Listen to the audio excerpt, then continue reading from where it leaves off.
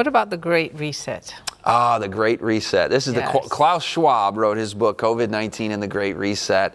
He said this is giving us an opportunity, COVID, you know, a global pandemic. Yeah. You have a global response. You have World Health Organization and you have all these efforts to do the same response everywhere so it becomes standardized. But the Great Reset is more of an economic term. And he says that the pandemics give us an opportunity to create a new economic system. In other words, never let a great crisis go to waste. Exactly. And you know, interestingly, in his book, he says even though COVID isn't an existential crisis, or Harari says it's not that deadly of a virus, I know many people died from it, but compared to like Black Plague and other major pandemics, it was small compared to major pandemics. And Harari, a historian, is saying even though it wasn't, you know, an extremely deadly virus, it gives us opportunities. Look what we were able to do. We were able to lock down entire countries. Now think about what that will allow us to do also with climate change. So we can do lockdowns to shut down emissions, to shut down business activity, to reduce carbon emissions. So the Great Reset, own nothing, have no privacy, etc.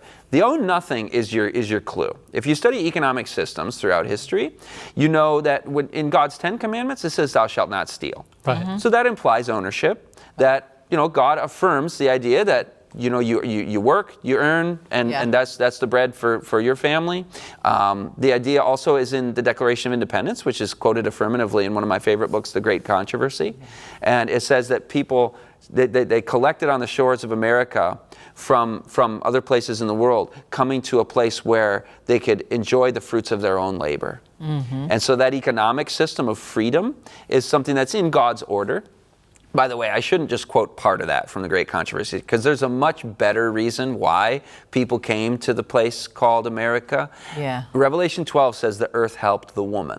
That's right. So the Church of God was given refuge during a time of persecution. So the rest of the quote in the Great Controversy is, and they were also given that liberty of conscience in a land of freedom. That's the main benefit of a free society. But the economic system is something that the WEF is after.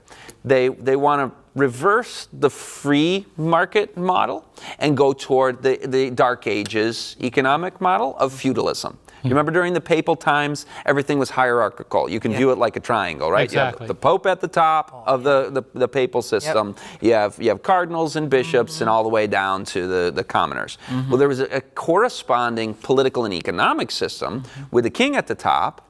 And then below him you have nobles, you have feudal lords, and then you have the peasants. And so that was the Dark Ages economic model, if you will. It was called feudalism.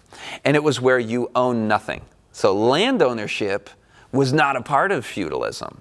So when they say you will own nothing and have no privacy and will be super happy, it's a neo-feudalism. So I don't want to get too technical with economics. If I bring your listeners to an economics class for the remaining 20 minutes, then everybody's going to fall asleep like everybody did in 12th grade economics class. But that's the Great Reset in a nutshell. Basically, you've got global government debt that is unsustainable. Since World War II, it's just been run up more and more debt.